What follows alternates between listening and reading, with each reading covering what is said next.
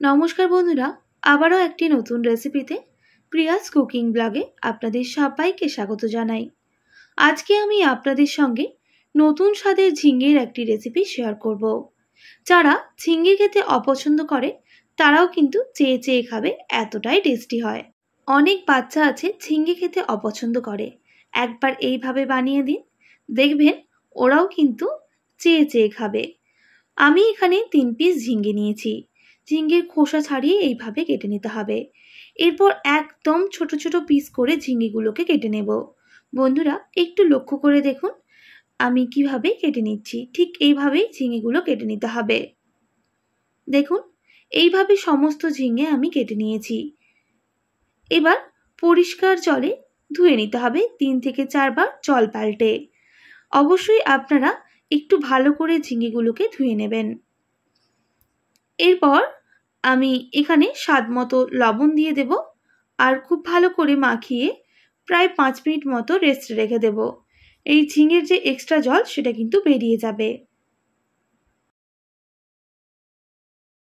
এরপর নিয়েছি একটা আলু। আমি আলুর খোসা ছাড়িয়ে জলে ভিজিয়ে রেখেছিলাম যাতে আলুটা না কালো হয়ে যায়। তারপর এইরকম একটা গ্রেটার ব্যবহার করে আমি আলুগুলোকে গ্রেট করে নেব। বন্ধুরা আমি এখানে 2টো আলু ব্যবহার করেছি, আপনাদের পরিমাপ বুঝে আলুটা ঠিক নিয়ে নেবেন। যেহেতু 3টে ছোট সাইজের ঝিঙের ব্যবহার করেছি সেক্ষেত্রে আমাদের 2টো আলু হলেই হবে। আলুগুলো গ্রেট করে নিয়েছি। এরপর 2 থেকে 3 বার জল পাল্টে আমি ধুয়েও নিয়েছি। এরপর আলুগুলোর যে এক্সট্রা জল সেটা কিন্তু এইভাবে হাত দিয়ে চেপে বের করে নেব।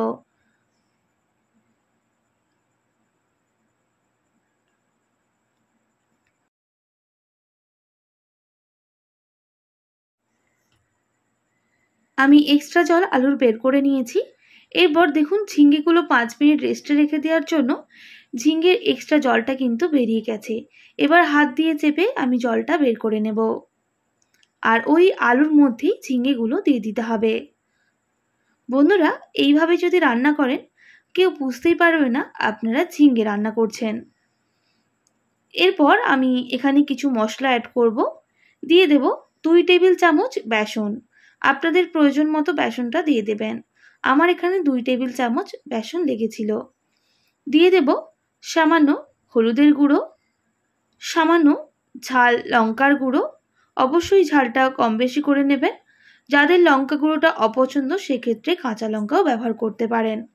দিয়ে দিলাম সামান্য জিরে গুঁড়ো, সামান্য গরম মশলা গুঁড়ো আর কালারের জন্য সামান্য কাশ্মীরি লঙ্কার গুঁড়ো। এবার খুব ভালো করে মিক্স করে নিতে হবে।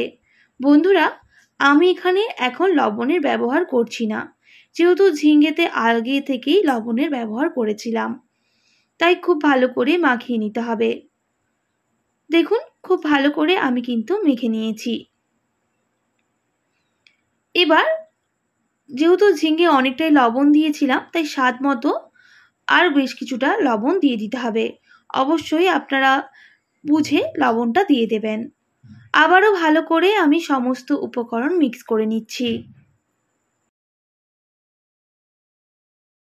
এরপর আমি এটা রেস্টে রেখে দেব প্রায় 5 মিনিট মতো। 5 মিনিট পর ফিরে এলাম। এরপর আমি দিয়ে দেব সর্ষের তেল কড়াইয়ের মধ্যে। তেলটা খুব ভালো করে গরম করে নিতে হবে। গরম হয়ে গেলে আমি ওই ঝিঙে আর আলুর যে উপকরণটা সেটা এইভাবে তেলের মধ্যে দিয়ে দেব। আপনারা আপনাদের পছন্দ মতো শেপে দিয়ে দেবেন। আমি গোল গোল বলের মতোই করে নিচ্ছি। গ্যাসের ফ্লেমটা হাই রেখে আমি এই বলগুলো দিয়ে দেব।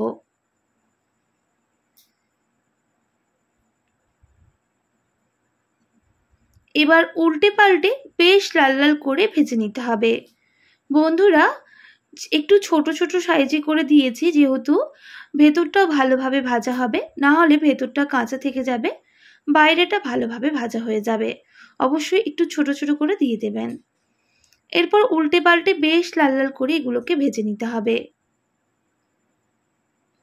দেখুন একটু লাল করে ভেজে নিয়েছি, দেখেই বুঝতে পারছেন। এবার গ্যাসের ফ্লেমটা আমি হাই করে দেব আর বেশ কিছুক্ষণ এইভাবেই উল্টে পাল্টে আরও লাল লাল করে ভেজে নেব। বন্ধুরা, ঝিঙ্গের বলগুলো ভাজা হয়ে গেছে। এবার একে একে তেল ছড়িয়ে নামিয়ে নিতে হবে। আর বেশি ভাজলে তেতো হয়ে যাবে, খেতে ভালো লাগবে না। বন্ধুরা, দ্বিতীয় ব্যাচেও আমি ঝিঙ্গের বলগুলো ভেজে নেব। আপনারা চাইলে এটা স্ন্যাক্স হিসেবেও ব্যবহার করতে পারেন। এটা কিন্তু খেতে দুর্দান্ত হয়।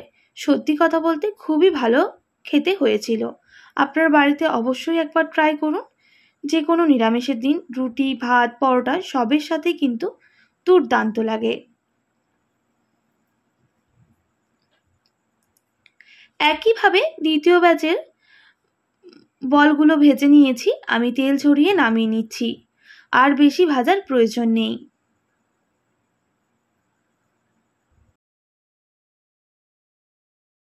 ঝিঙের বড়াগুলো সব ভেজে নিয়েছি। এরপর আমি বেশ কিছুটা তেল তুলেও রেখে দিয়েছি, কারণ আমাদের অতটা তেলের প্রয়োজন নেই। এবার কিছু গোটা গরম মশলা দিয়ে দেব ওই তেলের মধ্যে। দিয়ে দিচ্ছি 2টো এলাচ, 2টো লবঙ্গ, সামান্য দারুচিনি। একটু গরম মশলাগুলো ভাজা হয়ে গেলে গোটা জিরা, একটা তেজপাতা আর কাঁচা লঙ্কা দিয়ে দিচ্ছি। এবার গরম মশলাগুলো খুব ভালো করে ভেজে নিতে হবে। গরম মশলা থেকে খুব সুন্দর একটা গন্ধ বের হলে দিয়ে দেব 1 টেবিল চামচ আদা বাটা আর হাফ টেবিল চামচ হলুদের গুঁড়ো। কারণ আদা দেওয়ার পর হলুদের গুঁড়ো দিলে গায়ে ছিটকে পড়ে না। দেখেই বুঝতে পারছেন, একটুকুনো কিন্তু গায়ে ছিটকে পড়ছে না। আর আদাটা কিন্তু খুব ভালো করে ভাজা হয়ে যাবে। আদা খুব ভালো করে ভেজে নিয়েছি। এবার দিয়ে দেব একটা মিডিয়াম সাইজের টমেটো কুচি। একইভাবে টমেটোটাও ভেজে নিতে হবে যতক্ষণ না টমেটোগুলো নরম হয়ে আসছে।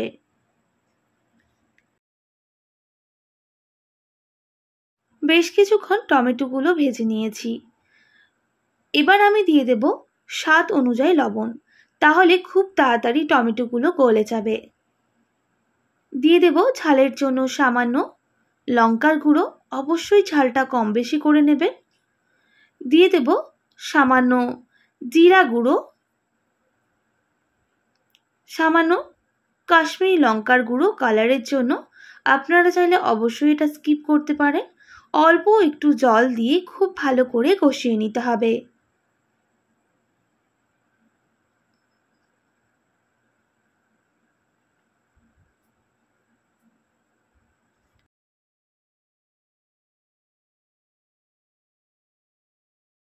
বন্ধুরা, 2 থেকে 3 মিনিট খুব ভালো করে কষিয়ে নিয়েছি। দেখুন টমেটোগুলো কিন্তু অনেকটাই নরম হয়ে গেছে আর মশলাটা কিন্তু অনেকটাই কষানো হয়ে এসেছে। এবার দিয়ে দেব 1 টেবিল চামচ ফেটানো টক দই। আবারও খুব ভালো করে মিক্স করে নেব। বন্ধুরা, টক দই দেওয়ার পর গ্যাসের ফ্লেমটা একেবারে মিডিয়ামে করেছি, তাতে মশলার সাথে টক দইটা খুব ভালোভাবে মিক্স হয়ে যাবে।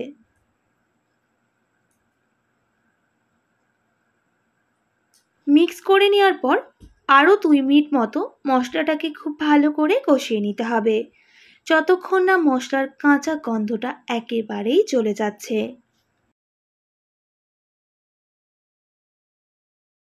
বেশ কিছুক্ষণ কষিয়ে নেওয়ার পর দিয়ে দেব সামান্য পরিমাপ কাসুরি মেথি। কাসুরি মেথি যদি না থেকে থাকে সেক্ষেত্রে ধনেপাতা কুচিও অ্যাড করতে পারেন। সামান্য গরম মশলা গুঁড়ো। আবারও ভালো করে মিক্স করে নিচ্ছি। বন্ধুরা, এই রেসিপিটা খেতে কিন্তু অপূর্ব সুন্দর হয়। ভাত দিয়ে বা রুটি দিয়েও খেতে দুর্দান্ত লাগে। মশলাটা খুব ভালো করে কষানো হয়ে গেছে। এবার দিয়ে দেব পর্যাপ্ত পরিমাপ জল। আমি এখানে ছোট বাটির 1.5 বাটি জল দিয়েছি। আপনারা আপনাদের পরিমাপ বুঝে জলটা দিয়ে দেবেন। আর জল দেওয়ার পর খুব ভালো করে মশলার সাথে মিক্স করে নিতে হবে। আর গ্যাসের ফ্লেমটা হাই করে বেশ কিছুক্ষণ এইভাবেই ফুটিয়ে নিতে হবে। প্রায় 2 থেকে 3 মিনিট ভালো করে ফুটিয়ে নিয়েছি। এরপর যে ঝিঙের বড়াগুলো রেডি করে রেখেছিলাম সেগুলো দিয়ে দেব। আর খুব ভালো করে মিক্স করে নিতে হবে। মিক্স করে নেওয়ার পর আমি এইভাবে আরও 2 মিনিট মতো ফুটিয়ে নেব।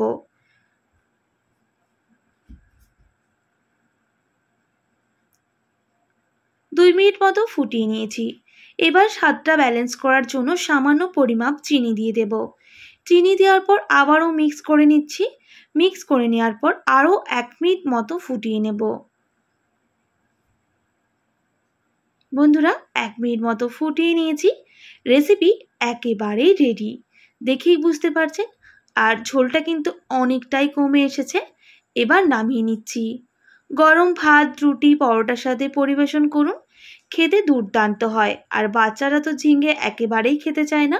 একবার এইভাবে অবশ্যই বানিয়ে দেখতে পারেন। বাচ্চা থেকে বড় সবাই চেয়ে চেয়ে খাবে, এতটাই টেস্টি হয়। আশা করি আজকের রেসিপি আপনাদের ভালো লেগেছে। ভালো লেগে থাকলে অবশ্যই একটি like, comment, share and subscribe করে দেবেন। পাশে থাকা বেল আইকনটিও প্রেস করে দেবেন, তাহলে নিত্য নতুন রান্নার ভিডিওগুলি আপনাদের কাছে পৌঁছবে। আজকের মতো এতটাই। আবারও নতুন কোনো রেসিপি নিয়ে আপনাদের সঙ্গে দেখা হবে। আপনারা ভালো থাকবেন, সুস্থ থাকবেন। আর এতক্ষণ আমার সঙ্গে থাকার জন্য আপনাদের সবাইকে অনেক ধন্যবাদ।